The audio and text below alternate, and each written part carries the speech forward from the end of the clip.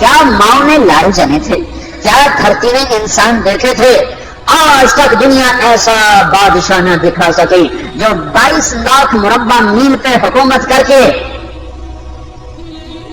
مسجد میں جھاڑو دے رہا ہو، جو 22 لاکھ مربع میل پر حکومت کر کے پانی کی مشق کندھے پہ اٹھا کے بیوہ عورتوں کے گھروں میں پانی بھرنے جا رہا ہو۔ امیر المومنین کہاں جا رہے ہو؟ فلاں اماں کے گھڑے میں پانی بھرنے جا رہا ہوں، فلاں کے گھر میں پانی بھرنے جا رہا ہوں۔ 22 لاکھ مربع میل پہ حکومت کر کے دھرتی نے ایسا بادشاہ نہیں دیکھا جو اونٹ چراتا پھر رہا ہو، اور جو بیت المال کا اونٹ گم ہوا، شعلے کو باندھا اور دوڑ لگائی، آگے انس بن قیس ملے، ارے کہاں جا رہے ہو امیر المومنین؟ تو بھی آجا، بیت المال کا اونٹ گم ہو گیا، مل کے تلاش کریں۔ پتہ نہیں کتنے مسلمانوں کا اس میں حصہ ہے۔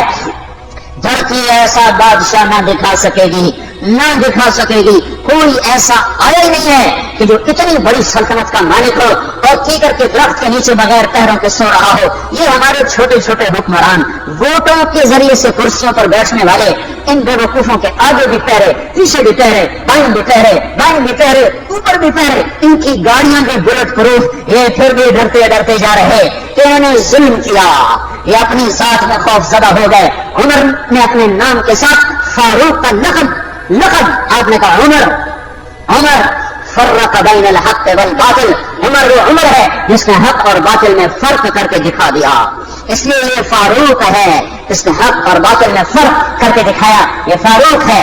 حسن بصری فرمایا کرتے تھے اپنی محفلوں کو عمر کے ذکر سے سجاؤ۔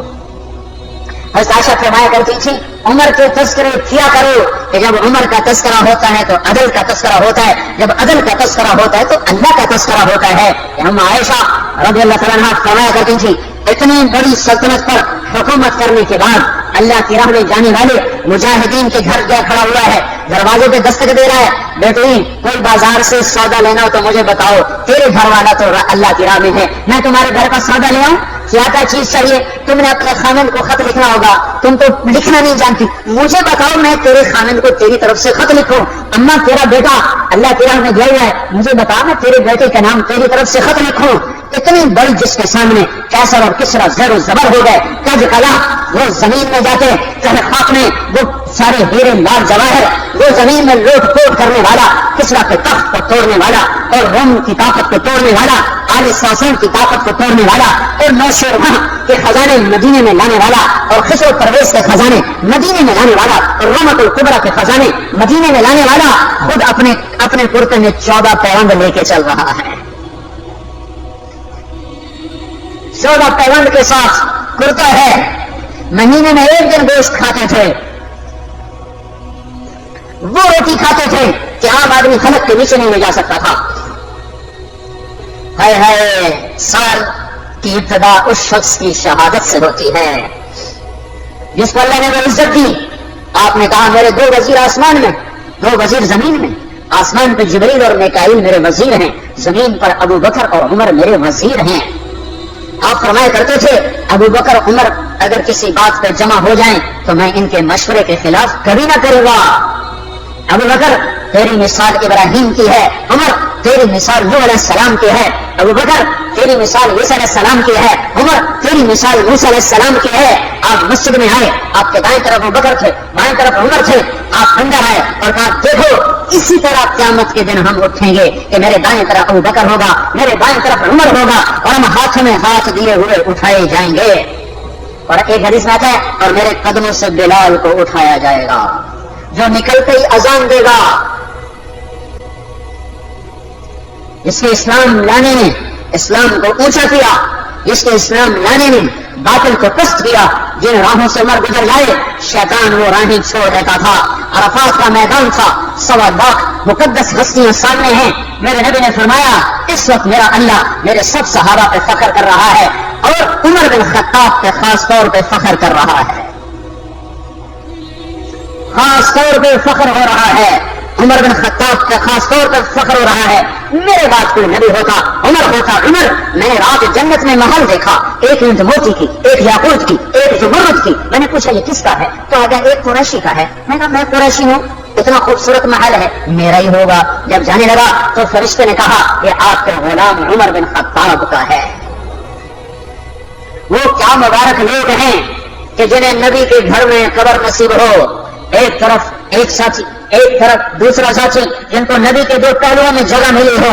وہ کیسے عظیم، وہ کیسی عظیم ہستیاں، اتنی بڑی سلطنت کا مالک اور اتنے بڑے عدل کی نشانی بن کر مدینہ میں مسجد میں بیٹھے رو رہے ہیں.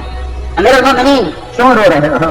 کہا دجلہ کے کنارے کتا بھی پیاسا مر گیا تو پوچھ تو عمر کی ہوگی. فرات کے کنارے کتا بھی پیاسا مر گیا تو پوچھ تو عمر کی ہوگی. راتوں کو پہرے دیے جا رہے ہیں، راتوں کو خبر گیری کی جا رہی ہے. مدینے کے باہر ایک خیمہ ملتا ہے، چند بچے ملتے ہیں تو رو رہی. ایک عورت ہانڈی چڑھا کے ڈوئی پھیر رہی ہے. پوچھتے ہیں بہن یہ بچے کیوں رو رہے ہیں؟ کہ یہ بھوک سے رو. ہانڈی میں کیا ہے؟ پانی. کچھ بھی نہیں. کیوں چڑھایا ہوا ہے؟ بہلانے کے لیے. سو جائیں گے روتے روتے. میرا اور عمر کا اللہ کے ہاں فیصلہ ہوگا. تو عمر کی ہچکیاں بدلی. تو عمر کو بہن تیرے حال کی کیا خبر؟ کہ پھر ہمارا بادشاہ کیوں بنا ہے؟ اگر ہمارے حال کی خبر نہیں لیتا تو ہمارا خلیفہ کیوں بنا ہے؟ پر لگ گئے. بیت المال سے سامان نکالا، بوری بھری، سر پہ اٹھائی، کمر پہ اٹھائی. غلام اسلم نے کہا میں اٹھاؤں؟ کہ قیامت کے دن بھی میرا وزن تو اٹھائے گا. اسی طرح بھاگے ہوئے آئے. پنیر نکالا، آٹا نکالا، گھی نکالا، شہد نکالا، ڈال کر ہانڈی میں نیچے آگ، خود دھواں گیلی لکڑیوں میں پھونکے مار مار مار آگ جلائی.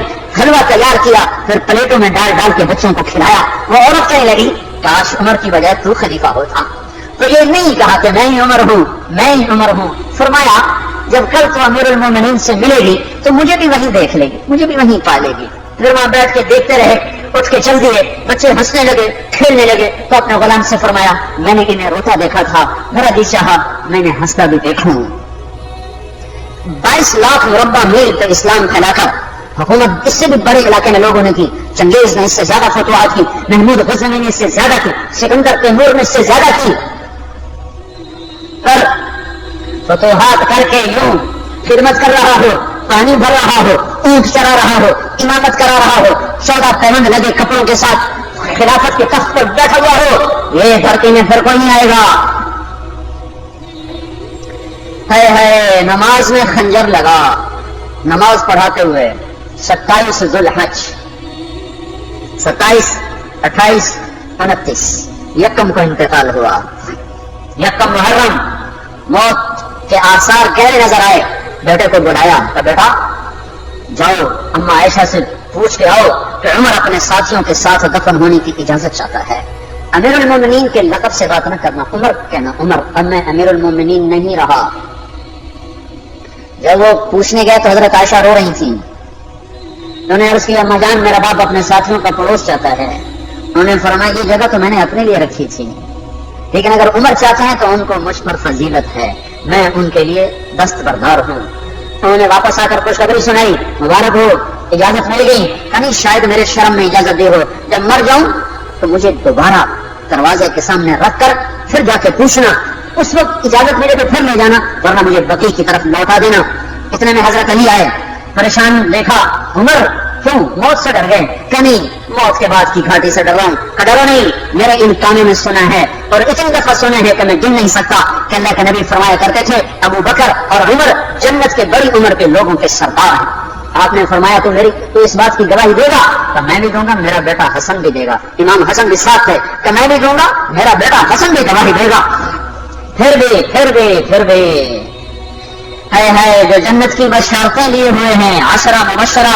ابو بکر جنتی، عمر جنتی، عثمان جنتی، علی جنتی، طلحہ جنتی، زبیر جنتی، ابو عبد الرحمن بن عوف جنتی، ابو عبیدہ بن جراح جنتی، سعید بن زید جنتی. آپ نے نام لے کر گنے، نام لے کر گن کر کہا سنو ابو بکر جنتی ہے، عمر جنتی ہے، عثمان جنتی ہے، علی جنتی ہے، طلحہ جنتی ہے، زبیر جنتی ہے، سعد بن ابی وقاص جنتی ہے، عبد الرحمن بن عوف جنتی ہے، ابو عبیدہ بن جراح جنتی ہے، سعید بن زید جنتی ہے. میں ان سے راضی ہوں، لوگوں ان کا حق پہچانو، میں ان سے راضی ہوں، میں ان سے راضی ہوں. کہ آپ نے فرمایا اگر تم نے ان کے بارے میں کسی ایک کے بارے میں بھی دل میں بغض لے کر مر گئے، اور تم نے اتنی بندگی کی تھی کہ سوکھ کے کانٹا ہو گئے تھے، روزے اتنے رکھے تھے کہ پیٹ کمر پہ لگ گیا تھا، سجدے اتنے کیے تھے کہ تمہارے ماتھے اور گھٹنوں پر پتھروں جیسے نشان پڑ گئے تھے، اتنا کچھ کر کے ان 10 میں سے کسی ایک کا بغض لے کر اگر تم مر گئے تو اللہ تمہیں منہ کے بل جہنم میں گرا دے گا۔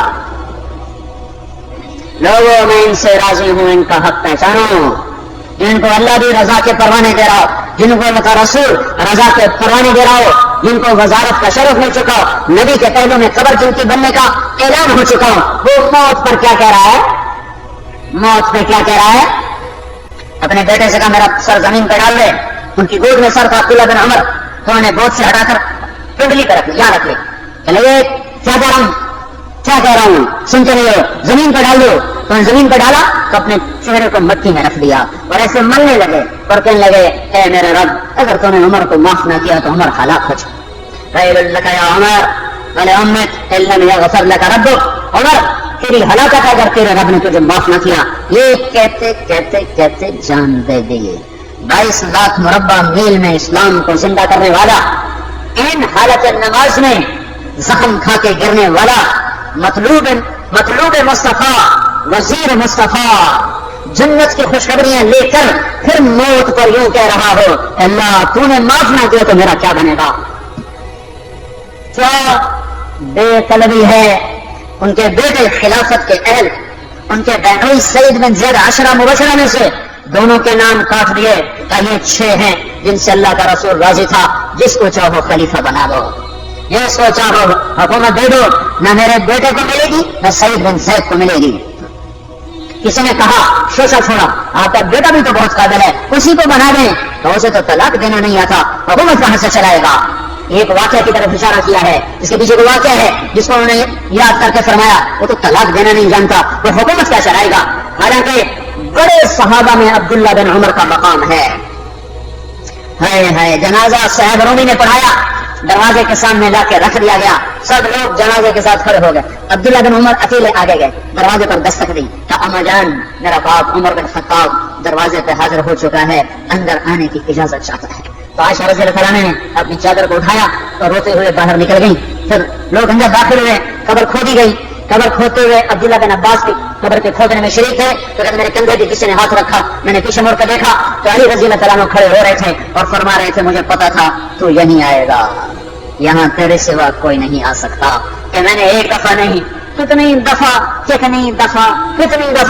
میں نے اللہ کے نبی سے یہ بات کا تکرار سنا، میں ابو بکر اور عمر، اس کا اتنا تکرار سنا ہے میں نے کہ مجھے یقین تھا یہیں آئے گا، تو اور کہیں نہیں جا سکتا۔